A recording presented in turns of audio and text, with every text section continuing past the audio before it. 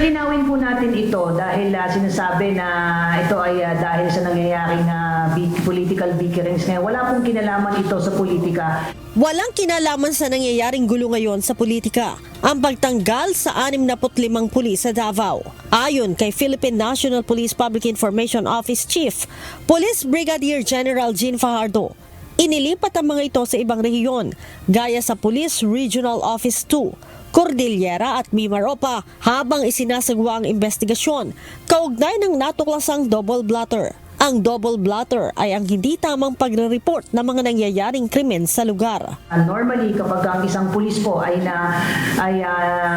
undergoing investigation, ang immediate relief po, ang immediate administrative action po dyan is i-relieve sila sa kanilang current assignment so as not to influence the ongoing investigation. So dumaan po ito sa proseso. It so happened na ngayon lang po na-implement. So wag natin bigyan sana ito ng kulay po.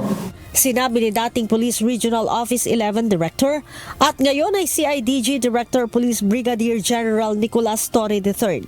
Natuklasan niya noon ang double blotter o ang ginawang pagbabawas ng mga pulis sa inire-report na krimen. Yes, exactly. Yun talaga ang nangyari.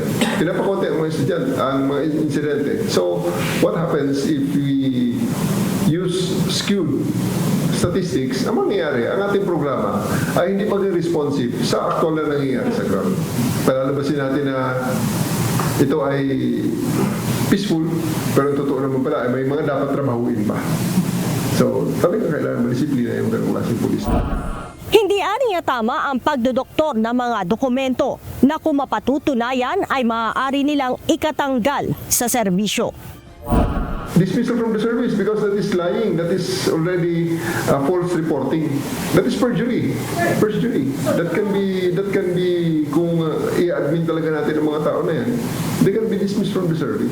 So sa ngayon, ang ginawa natin is transfer muna to preclude them from influencing the investigation. Kasama sa mga inilipat ng pwesto ay ang 32 Police Commissioned Officer o PCO, kung saan Police Major ang pinakamataas na ranggo at 33 Police Non-Commissioned Officer o PNCO. Leia Ilagan, UNTV, News and Rescue.